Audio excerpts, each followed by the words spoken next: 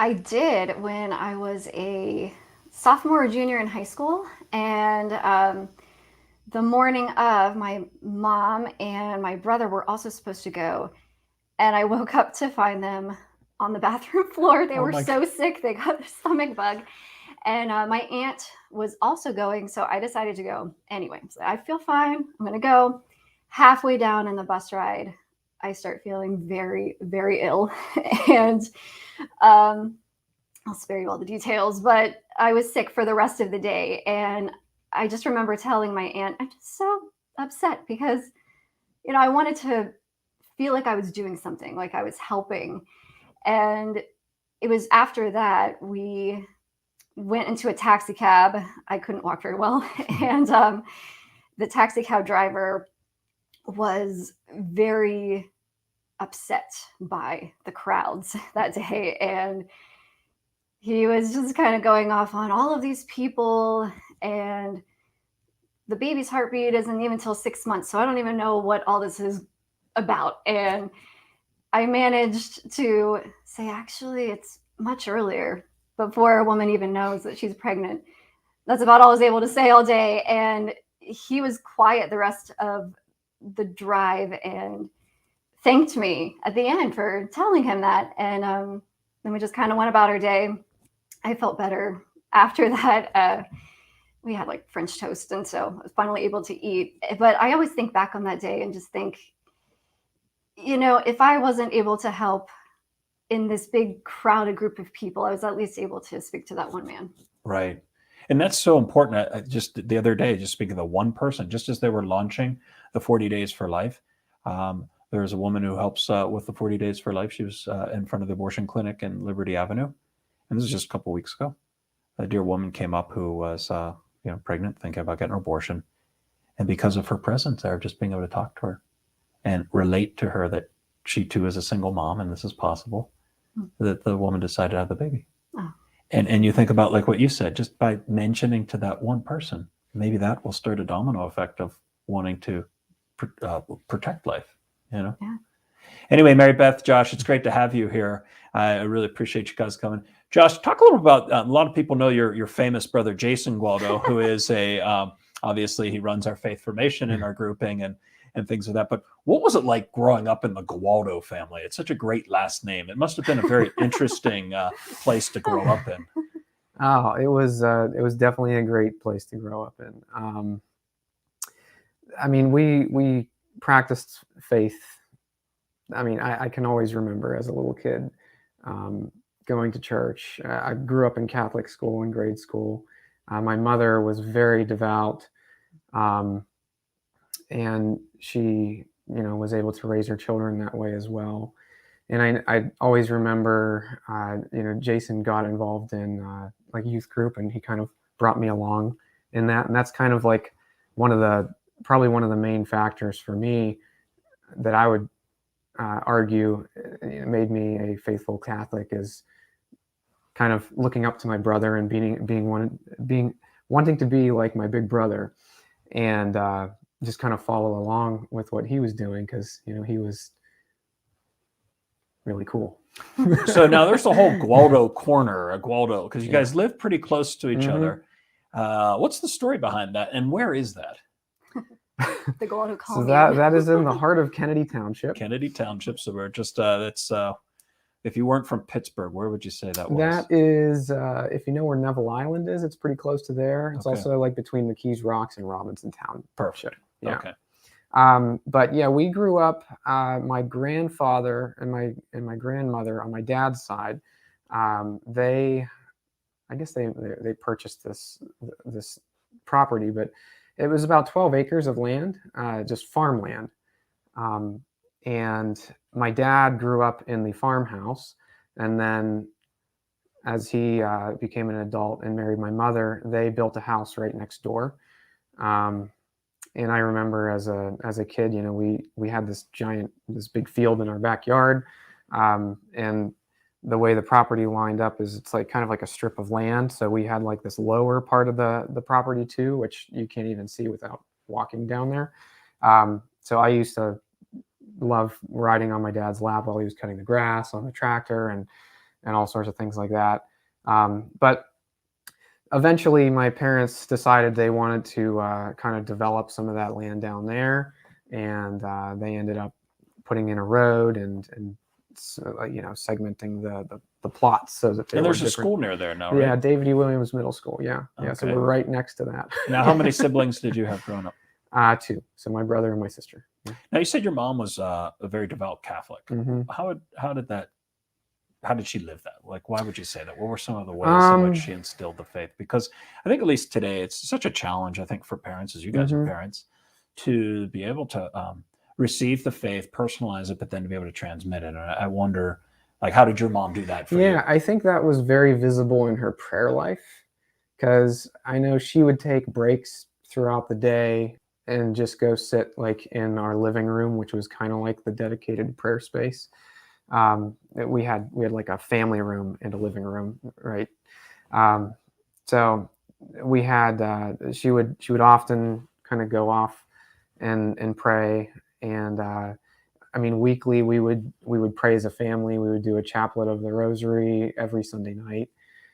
So that was very much a thing. Obviously, attending the Mass every Sunday and during holy days, and again, like I said, growing up in Catholic school, that obviously Where'd you go to school? St. Malachy's, which is actually right there in Kennedy Township too. That made it convenient, right? Yeah. Did you play music at all when you were in grade school? When did that kind of start to seep into your life? Not too much. Okay. Yeah, not too much in grade school. I want to say like probably closer to 7th or 8th grade, I started to dabble in guitar a little bit. And I mean, we had like an upright piano in the house too. That my sister was taking piano lessons, and actually Jason took some piano lessons too, I think. I never actually took piano lessons, but I would kind of dabble in that as well. You know. Mary Beth, where did you grow up? I grew up in Morgantown, West Virginia. Okay. And what's your family background like? Do you have brothers and sisters? What was your family faith like? Yes, I'm the oldest of 4, and very, very devout Catholics. My dad's he's a revert, and my mom converted shortly after they were married. And talk about your dad's influence on you. Did you say he was a revert? What is that? How does that? Yeah, he grew up in a pretty rough household, and so he stepped away from the faith for quite a few years, and when he came back, I mean, he was all in, and that's how I describe him to this day. He's completely all in, devoted. Did he teach you anything about the faith? Is there anything that you can see in your own life today that he influenced you? The reason I ask that is because I think, I have 5 sisters, and I see obviously the influence of my mom on my sisters is tremendous, and it's inspirational because, raising kids. But I've always felt like, especially for women, the role of their father in their faith development is crucial. And I mean, I hate to brag, but I have like the best dad in the world, and I see his influence on my 5 sisters, and it's inspirational. So did you feel like your dad was a big inspiration for you and just in your own faith development? Absolutely. Yeah. And still to this day. In fact, our oldest daughter, she always says, Papa's so holy. Like, he really is. He has a dedicated prayer time. He prays every morning, every evening, probably throughout the day. And I remember we had a lot of family Bible time, and praise and worship music. Actually, that was a big thing of my childhood. Really? Did your parents play music? How did you get into praise and worship? Yeah, well, a lot of it was just the music that played. I mean, maybe kind of funny, but I was into The Little Mermaid growing up, so I always That's sang. Okay. You can admit songs. That here. So I always sang those songs, and I guess one of my aunts told my mom, she's actually kind of good. And my mom was, oh, really? I didn't know, because she's the oldest.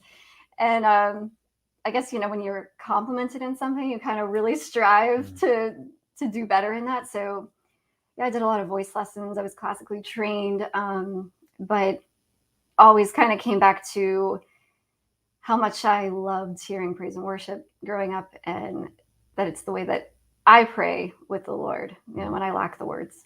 Where'd you go to school growing up, like grade school? It was all public school. Okay. In Westover, so Westover Elementary, University High School. Mm-hmm. And where was it that you really discovered that voice of yours? Like, was there a moment where you're just like, hey, I really love this? Was there a teacher that inspired you? Or just, do you remember kind of a moment where you felt like, wow, I really want to go deeper into this and sing more?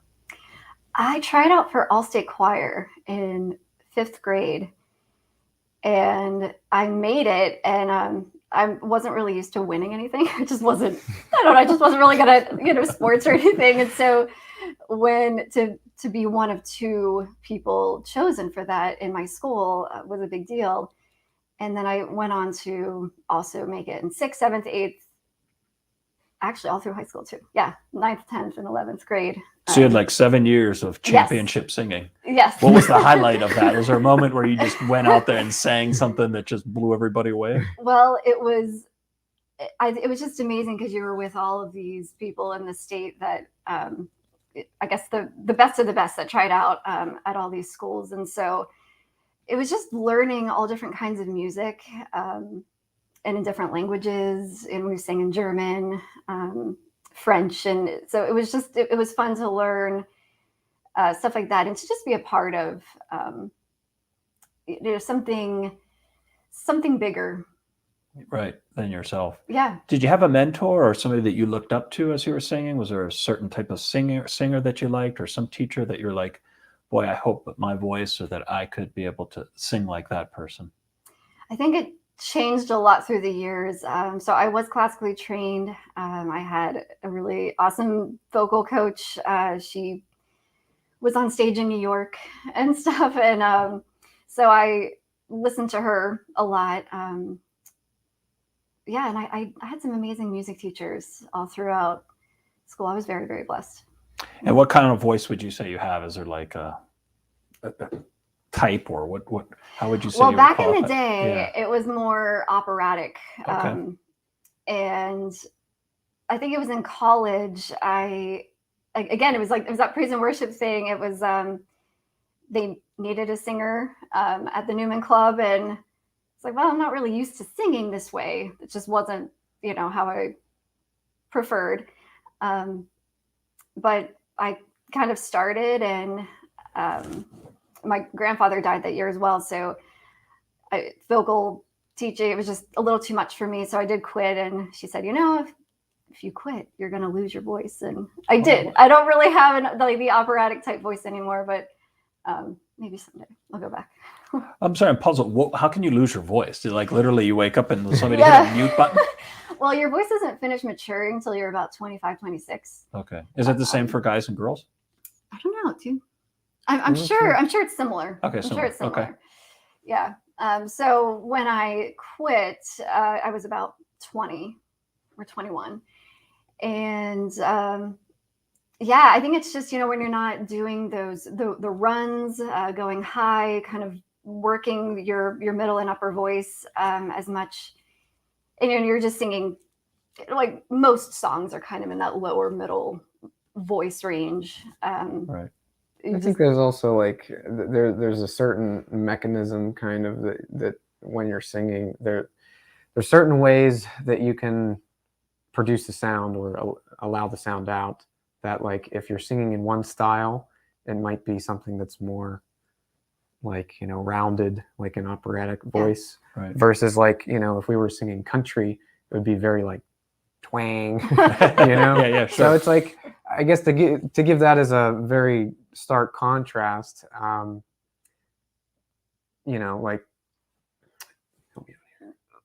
like you can change your voice. You can, yeah. You can. Like, and if you're doing one thing for so long, you might start to forget how to do it the other way. So I'm thinking maybe that's part of the whole. Yeah, not to throw if you don't use this name out there, but I remember Axl Rose. He had a way of singing that was really bad for him, and then he had to relearn how to sing. Yeah. And a lot of rock stars do. They do that, right? Yeah. But like, their first 2 recordings are like terrible for their vocal cords, but it's the only way. Too, yeah, Bon Jovi the same way. Yeah. Josh, how about you? When did you start getting into music? What was it that kind of made you think that this would be a great path to go down to be able to... Well, I would say so. Music in general has always had a very, very strong presence in my life, just as far as like, I've always really connected with like soundtrack music. And I mean, this might sound weird, but I played a lot of Nintendo as a young boy, and some of those soundtracks and video games where you're like feeling very immersed into an adventure, and that's surrounding you with this like beautifully composed music. It just like has a way of drawing you, That's crazy, because I played a lot of video games and never thought of the music. I mean, it was this annoying background music of Pac-Man or Galaga, or we'd play the hockey. And, it probably depends. It just shows the difference between you, and that's really cool that you would think that. It might depend on the game too, because I could definitely see how some games are probably like or Space Invaders. That was like so I'm dating myself. This was a little bit before your time. Or I think about the Bugs Bunny and how that really revealed some great classical music. So you'd hear, I heard that on Bugs Bunny, but it was like Mozart. And like, oh my goodness, the U.S. culture is just absolutely. So you heard that, and then did you just pick up a guitar and start like? Well, so yeah, first for guitar, we listen to a lot of rock music, so AC/DC, Guns N' Roses, things like that. So Jason actually learned how to play guitar before me, so he actually started to teach me at the beginning, and he taught me a few chords. And so do you owe your musical career to him dragging you out in a coffee shop? That was a little later, but that was like public debut. Yeah. Oh, really? Well, so what happened there? Oh, well, so when we were in high school, I think I was a freshman actually, which would put him as a senior. That's okay. Whatever. I can't even remember. He was in high school. You're in high school. You're a freshman. So he asked me if I wanted to play with him, because he was gonna play like a little 3-song set, and I was like, sure, let's do this. And I was extremely nervous. Yeah. So we practiced a lot beforehand, but I just remember, and this is always like stuck in my mind. Just I can remember exactly the way the gymnasium looked, exactly the way the stage looked, exactly the side stage area where the people on deck were sitting. And I just remember sitting there next to him, just like ready to bolt. But we got up there, and I don't think we made any mistakes. More importantly, did you enjoy the experience? Like when you did it, you're like, wow, I want more of it. Yes and no. I mean, it was obviously like this is kind of cool that we're up there and like getting this attention and whatnot, but at the same time it was very nerve-wracking. Yeah. So the guitar would be one of your favorite instruments, or the one that you've played to the highest level, you think, of the instruments? Yeah. Why the guitar? Why not the piano? Why not the other? What do you think? Well, yeah, coming back to what I was saying about like rock music and learning the guitar and all that. So I started off learning some basic rock songs, and then I would kind of venture off into like the guitar solos, like learning different guitar solos. And that started like Eric Clapton, those types, or who would you really like? Who were some of your favorite guitarists? Probably again AC/DC, Guns N' Roses with Slash. Sure, yeah. But I started to develop some pretty good skill managing that, and then my dad actually introduced me to some more like guitar virtuoso music, which is like nobody's gonna know who these people are, but Joe Satriani, Steve Vai, Eric Johnson, some of those guitar players. And that's mostly that's just straight up guitar instrumental music where there really aren't any words. It's just like the Spanish have a great genre of soloist guitars. I used to listen to. I can't think of names right now. Right. So I started to pick up some of that stuff, and it's like you always kind of push yourself to the next level. And as long as you're always working kind of outside of your comfort zone, you're always progressing and getting better. And at around that time, again, that was like early high school, and I was very unpopular in high school. And so I spent most of my time practicing guitar. So sad. Jeez, Mary Beth, did you know that he was unpopular in high school? No, I felt bad for him. Well, it wasn't until like junior year, that my guitar playing got to a pretty good level, and then I started to put myself out there, and then people were like, "Whoa, you're good at guitar." Did you play any rock and roll music, or was it mainly just kind of coffee shop stuff? Did you actually join a band, do anything exciting like that? Late in high school, with a couple of my high school friends, we did some stuff. It was mostly cover material. We actually got to perform at our prom. Oh, and then also a couple events for the school after that. But we tried to stick with like Aerosmith, Bon Jovi, and classic rock stuff.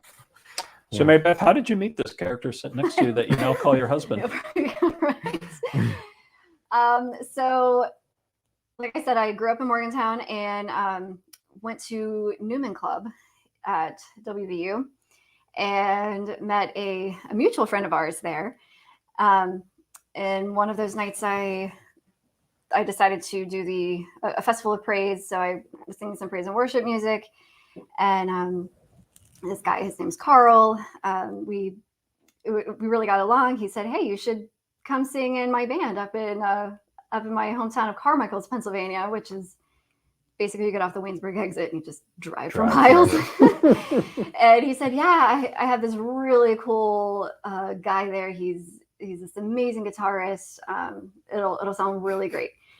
And so I got there to this little church in this little town and walked in, and our friend introduced us, and Josh was what was your first impression? Well, he was very flustered because he was the only person putting everything together.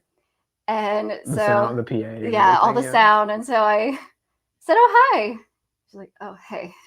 Get out of my way. I need to do this. I'm like, "Oh, wow, rude." So that was my first impression, was rude.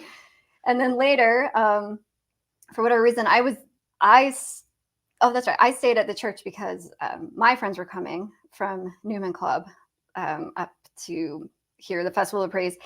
And you went back to our friend's house, whose mom, the drummer's house, the drummer's house, who gave you sandwiches to eat, to bring back for the rest of the band. And and I'm there at their house, and the mom is like, "Yeah, here, I made a sandwich for Mary Beth." And I'm like, "Who's Mary Beth?" And she's what like, an impression she's that girl you're singing with. There's, So I'm like, okay, I'll bring this back to her. So we walk back into the church, and I see her there with like her crowd of people, which I later learned was like her family, like her brother and sister. But I walk up to her and I'm like, do you want this sandwich? Like, this is probably like the second thing I've said to you. And you're just like, "No." What a great way to begin. What was it? But then we sang, later on that night. And what was it like to sing together? Well, the first evening, I don't think I've ever sang with an electric guitar, so it was really cool. It makes the sound fuller and better, and so I did notice that. And then we didn't really see each other for another couple weeks. I think we did another Festival of Praise. Wasn't it the next month? Something like that. But yeah, but we saw each other, and eventually it led into a friendship.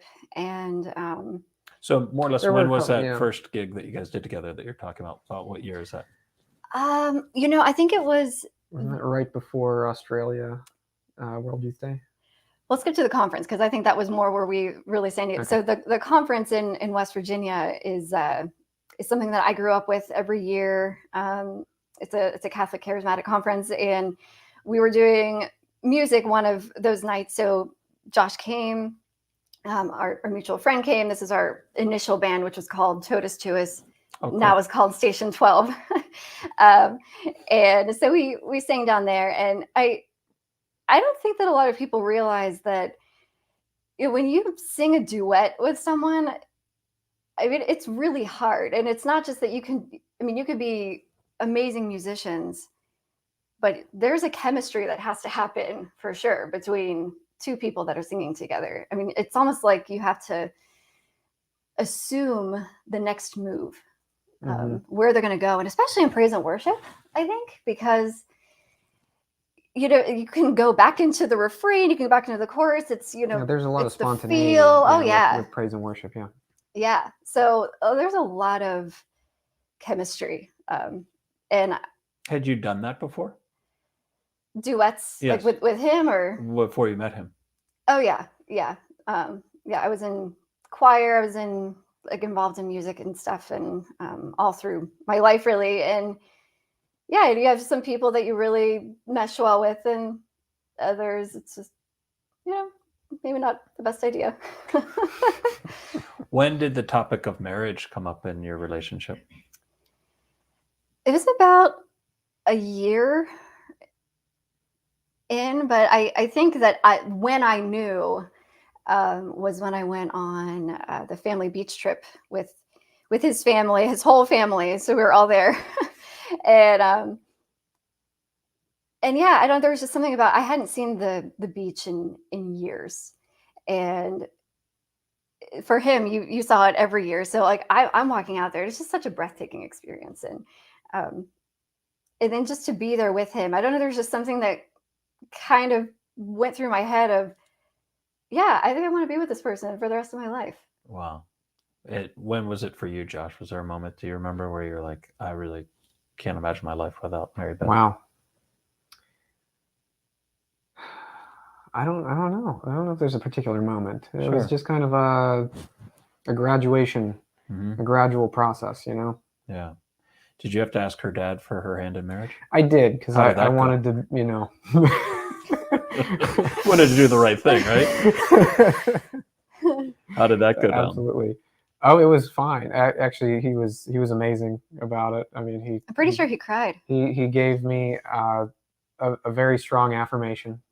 Wow. And which was very powerful, and it just felt right. So where'd you guys get married? We got married at St. Francis de Sales in Morgantown. And what was the date of your wedding? June 18th. In what year? 2011. So we just had our 10-year. You just had your 10th anniversary. Yes. Oh, and how many kids do you have? 3. I think we have a picture of the family there. There we go. If you could look over to there, can you introduce who's there, Josh? Oh, sure. Let me see if I recognize it. Yep. So our oldest daughter, Evelyn, is on the left. How old is Evelyn, more or less? She's 9. Okay. On the far right, we have Jackson.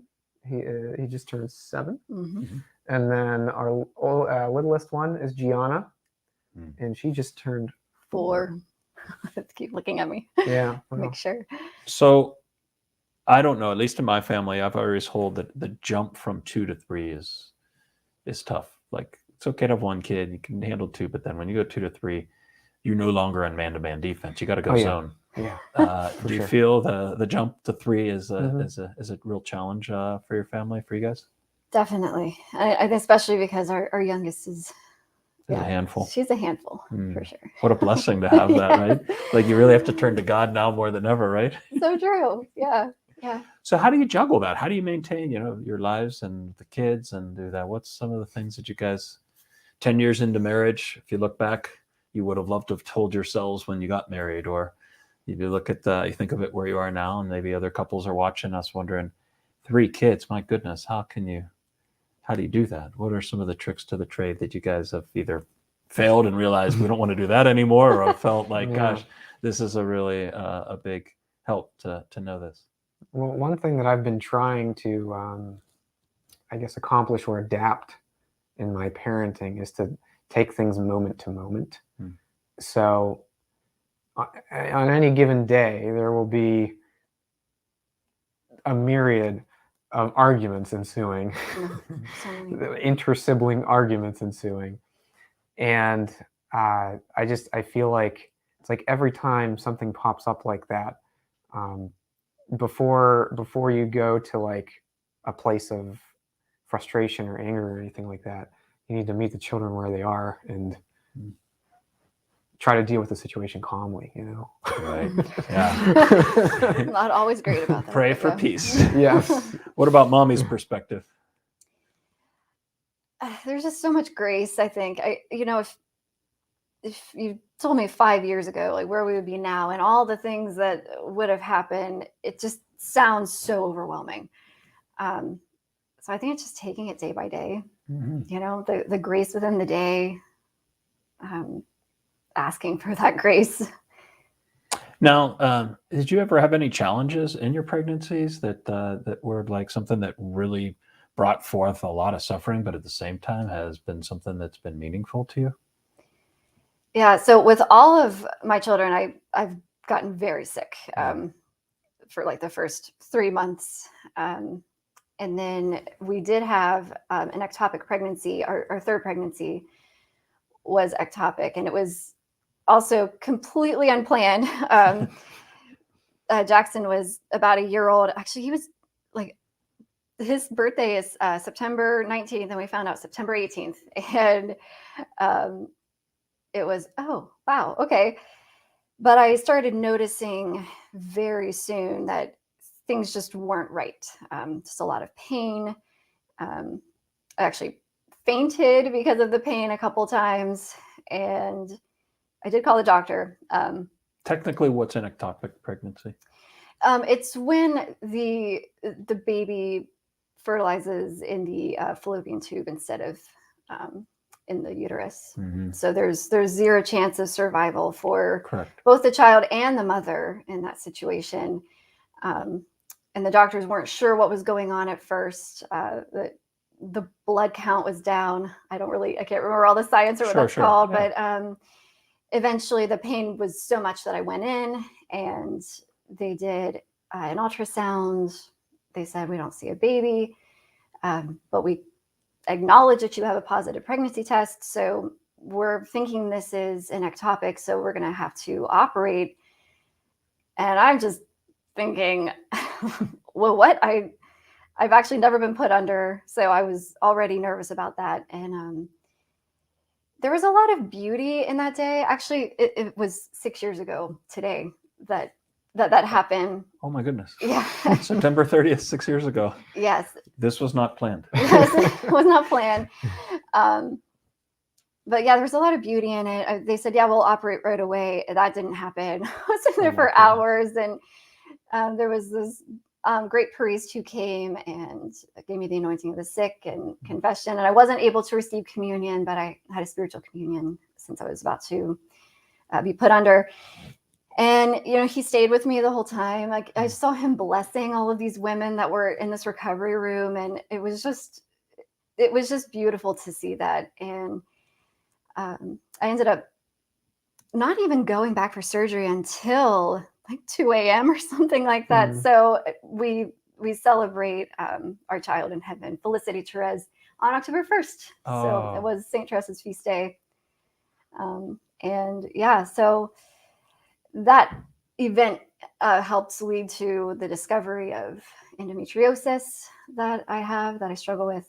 And which is so common. I hear so many women who maybe they don't get it diagnosed right away.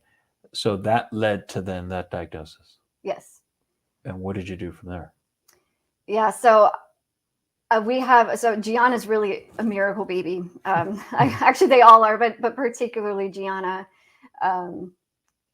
because some of the doctors that saw just how bad the endometriosis was after they said, I can't believe you ever had children. So when we discovered this, I guess I started having like, just, again, a lot of the pain after Gianna was born, a lot of ovarian cysts and cycle issues. And it woke me up in the middle of the night one time. It was so bad. It sent me to the ER. And from there, the OB said, yeah, it's probably something hormonal. And, you know, just kind of tried to, you know, give the birth control pills and all of that. And there was just something in me that said, I just think it's something more than, I mean, it's probably hormonal, but what exactly? You know, I don't want to just settle for that. Hormonal could be anything. So I sought out a NAPRO doctor in Harrisburg and traveled to and from, which is a very long drive. There was like a 6-month waiting period too, just to get in there. And she said, yeah, we're going to do surgery and see if you have endometriosis, because that's what she suspected. And so there was 2 surgeries I had to have, one for the diagnosis and then one for the actual, using the instruments to get the endometriosis out. I think as you best use as possible. it's called like the Da Vinci laser. Yeah, I think it is. It's really because of your suffering, and just me knowing that, it inspired me to really work harder in this area, especially for women that have come through such just incredible suffering the way you have. And I remember talking with you a couple times through this whole process, and it made me realize how I wanted to launch a foundation, which we finally were able to do, just called Modern Fertility Care. And especially with a doctor named Dr. Blaise Milburn, who now you don't have to drive to Harrisburg anymore to get attention like this, but he works out of Steubenville in Trinity Hospital there. Yes. And I'm just grateful for your faith in all of this, to be able to journey through this and to recognize that some of the current science and the models that they give for women to take, and the medicine is just crazy. It's not healthy at all. And taking those pills and some of those things just isn't the best way to go until you find like a diagnosis. Right. Instead of just putting some type of a pill that takes care of quote unquote everything, which really can destroy the system even worse. The courage that you had to go through that is incredible. What was it like as a husband walking through this? Because one thing is to watch your wife go through this, but it must have been really hard for you, Josh. Yeah, it definitely was just, I mean, we were taking everything day by day. I don't know. I just was there for her. Right. Yeah. Well, I appreciate that. And obviously, I think that when the two of you suffer like that, and I've seen it so many couples, it's amazing how hopefully in the end, if, as you say, you can see God's grace in this, that it will actually bring you together closer as a couple. And what a blessing it is to be able to hold on to each other's hands, even when you don't understand everything, but the suffering can hopefully melt your hearts together even more, Before we get into this next talk, I wanted to show a little video clip of Sing of Mary that you guys have done. And so you two have made music together. You now produce music together. And talk a little about this particular song, or what you were thinking as you guys did now created your own music here. Well, with Sing of Mary, it was the Little Flowers group at St. John and Paul that our oldest daughter is a part of.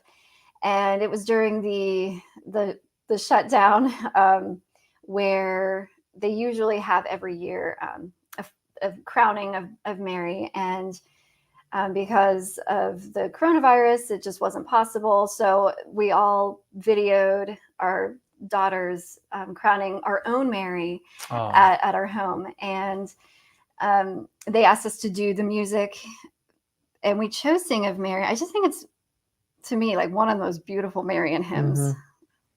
Yeah. I agree. Could we play that there? Okay, here we go. Sing of Jesus, Son of Mary, in the home at Nazareth. Toil and labor cannot weary, love enduring unto death. Constant was the life he gave her, though he went forth from her side, forth to preach and heal and suffer, till on Calvary he died.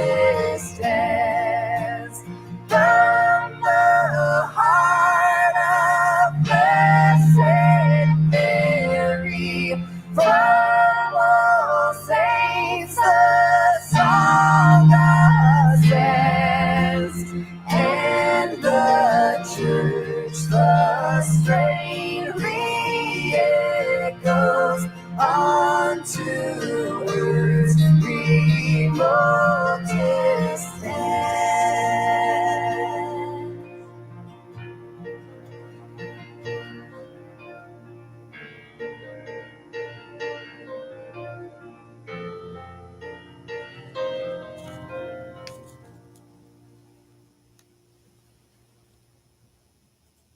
So we were able to enjoy seeing those little girls crown Mary and give flowers to her. I love the little curtsies and the little babies there. What a beautiful testimony that is on that. So talk about writing music, thinking about how to compose something like that. Where do you start? How do you choose things like this? How do you guys go about that? What goes on behind the scenes in terms of being able to create something like that? Well, in the case of that song, obviously it's already a written hymn. So we're really talking about like the arrangement. I don't know. I think like with church music, it's very easy to start with something like piano and just roll through the chords. So the piano would be kind of the base, Yeah, the foundational there was part that you get the chords so, down. and anytime we record something like that, we generally have what's called a scratch track that you just kind of lay down to get like the timing of everything, so that you know where the verse, the chorus, like all those different things are, and then we would just start adding elements into it from there. There was a lot of piano and acoustic guitar in there. There's organ, I would say. Yeah, there was organ at the closer to the end to kind of give it a little bit more of like a lift there,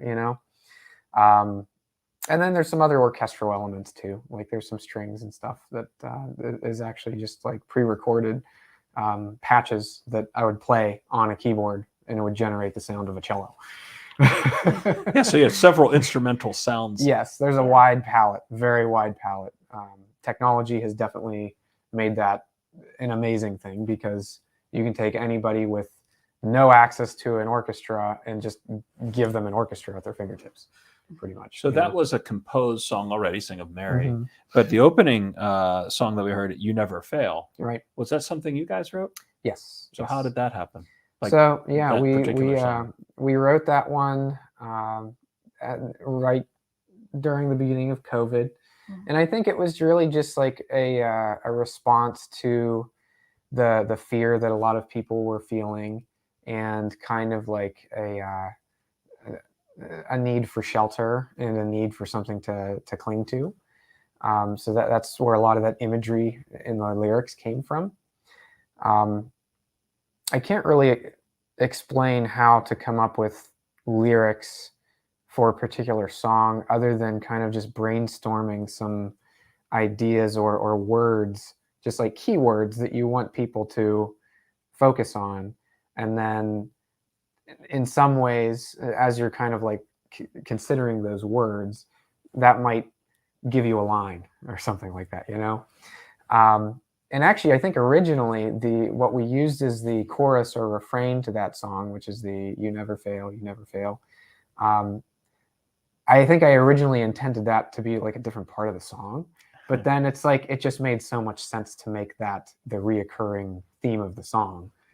And then how about so there's a whole album that you have? Is that right? Or how many songs have you guys written? Right now, it's just that one. Okay. Yeah, unfortunately, we haven't been available to work on a lot of other things Right. yet, but we hope to in the future. Yeah. So how do you start adding your voices to that? Are you singing together? Is it one voice added to another? How do you guys do the voice piece on this? So as I mentioned, like with the scratch track, so we'll have just some kind of timekeeping elements in there that won't necessarily make it into like the final mix. So whether it be like, maybe I didn't play the guitar very well in that take, but it's good enough to use for now, Right. kind of thing. And then, as we write the song, we'd record, most of the time, I think I would record most of it first, and then Mary Beth would come down and do her part. Sometimes I'll even try to imitate her part for her. Oh, jeez. So yeah, I was gonna say, I feel like I usually just kind of do some kind of a harmony, but I mean, in terms of that, the layering of the instrumentation, that's beyond me. I mean, Okay, that's him. I mean, or sometimes we'll even just be listening to a song and he's like, oh, I love that electric guitar riff. Like, I don't even hear it. And then once he sings it for me, it's like, oh yeah, I can pick that up, but I feel like for me, I more pick, I just see the whole song for what it is. I mean, in terms of harmony, I can always pick that out. That's fun. But yeah, I mean, I don't think you realize how complicated it really is. It's just so simple to you. Yeah, I have no idea what he's saying, but I imagine well, we're on the yeah, same. exactly. So then, what are ways in which people can hear you? Are there things that you guys do regularly? Are you guys available to be? I know that you guys came and played actually for our Modern Fertility Care Mass that we had at Duquesne University, which was really cool, really moving. You do an XLT here. Can you talk a little bit about some of the ways in which people can hear you? Yeah, enjoy your music? At the parish at St. Joan of Paul, we do a monthly XLT, which is normally the second Wednesday. The next one's October 13th at 7 p.m. You can come to our main church here and hear XLT. XLT, what is XLT? Is that a size of like a t-shirt? It's a Sorry. It's a fancy abbreviated version of exalt. Okay. Without the vowels. Yeah. It used to be trendy to do that, but yeah, very trendy. We try to take out the vowels. We try to keep a level of trendiness, Oh yeah, that's important. And you guys are called officially Anchor One? Anchor One, yeah. How'd you get that name? Honestly, I actually had that name was in the running before we wrote the song Anchor. Okay. So now it's kind of, I don't know, it might be a little weird that it's like, this is our song, but now it's also kind of our band name. But I don't know, I loved the imagery of everybody needs that anchor. Right. In the church, and Jesus Christ is that anchor that we all need. That's really where it came from. So Anchor, then you guys play XLT. Do you do other things at all? What are some of the other things? Or where would you like to go? What would you dream about, like in terms of taking this to? So I mean, we've done things in the past. Again, like more with Station 12, like with Carl Stuvek and Aaron Stuvek. With the Catholic Women's Fellowship, we're heavily involved in that. Which I don't know, is there one in the works coming up? Do we know? I don't know yet. Okay. So Station 12. What's the background on Station 12? The name. So Station 12 is where Christ was recognized as the Messiah for the first time. So referring kind of the station to the 12th station. Yes, to the 12th station. Yes. And is that the same as Anchor, or what's the difference between Station 12? It's kind of it's a different group. Yeah. Different group. Yeah. It's a different group, but but Station 12. I mean, it's cool because that's where we met. That's how it all started. We don't play together as much these days. Just life. They have kids. We have kids. Everybody has a family now. Everyone has a family. Yeah, everyone. Yeah. So who's in Station 12? Who's part of that? Carl and Aaron Stuvek. So Carl's the one that I met at West Virginia University, and that's a really cool backstory because you knew Aaron in school, and then I met Carl, and Aaron introduced you and Carl, and then you and I got engaged, and then I think they started dating. So it's just really cool. So yeah, we have 3 kids. They just had their 4th baby. And Aaron and Carl have done so much for the church. Yes. The youth work they're doing, working with Father Joe Freedy and all these things. They're just wonderful couples. So I could see how you guys would want to hang out with them, and the way you guys have probably brought them a lot of graces too. Yeah. So XLT is a great way to do that. I hope that if anybody would love to hear them come out and be able to really hear that. That's a blessing, and there's no doubt about that. Just a programming note, next week on the Friday, the October 8th, so it won't be a Thursday because we're inviting Peter Kreeft to come and join me in the Fulton Sheen Center at 3:30 p.m. on Friday. Peter Kreeft obviously is an incredible, I can't remember how many books he's written, but well over 50. He is a professor from Boston College, but there is nobody who I have read more of that has helped me through theology and philosophy, that has just allowed the Catholic faith and any crazy ideas to be distilled in a simpler way than Peter Kreeft. I find only Pope Benedict XVI to perhaps be a brain that I've can know in this world that's still alive that would be more profound than Peter Kreeft. He's incredible. It was such a blessing to be able to have him here. He's part of a speaker series that my cousin Father Chris Donnelly is doing, and so it's a monthly speaker series, and so we are teaming up with them to be able to do a one-on-one interview with Peter Kreeft next Friday at 3:30 on October 8th. Anything else about the music world and why you two have dedicated time to music in terms of connecting people to Jesus through that? You hear this famous phrase, he who sings praise twice. Any, I don't know, lasting thoughts on why this is something that's been such a deep part of your lives?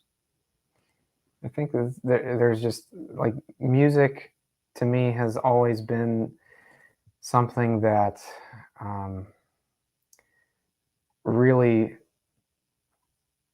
you can feel from a very deep level. Whenever you hear a beautiful piece of music, and I really feel like it's almost like the biblical reference of the still small voice and where you hear God. I truly feel like whenever you're kind of immersed in that, it's very you're closer to God that way, you know. So for me personally, I felt that that's been a very good tool and, no pun intended, instrument Right. As an outlet and being able to connect with God in that way, finding that deep sense of immersion in a piece of music, because it's not just an end to justify the means or whatnot, but it's really pointing us to him, Right. And I think with a lot of the contemporary praise and worship music and even some of the other more traditional hymns like the Sing of Marys and other things like that, if you do it right and you do it well, it can help to lead other people into that same place. Oh, I agree. Every time you're playing at Mass, it just leads me right to the Lord. And we have great music ministers in our grouping, and it's just so incredible how you all are able to just be those instruments of the Holy Spirit, the harps of the Holy Spirit, such a thing. How for you, Mary Beth? What's maybe a motivation or a reason why you like to dedicate time to music to bring people to Jesus? Yeah, I think next to the sacraments, I think everyone has something that helps them to, perhaps grow up and feel like a child. Does that make sense? Sure. And praise and worship definitely does that for me. I'm not going to say it's for everyone, but everyone has their thing. It's fishing, knitting, whatever it is. And yeah, I think it leads so many others closer to Christ. Gives you words when you don't have any, and yeah. Well, I agree, and I appreciate every time I get to listen to you.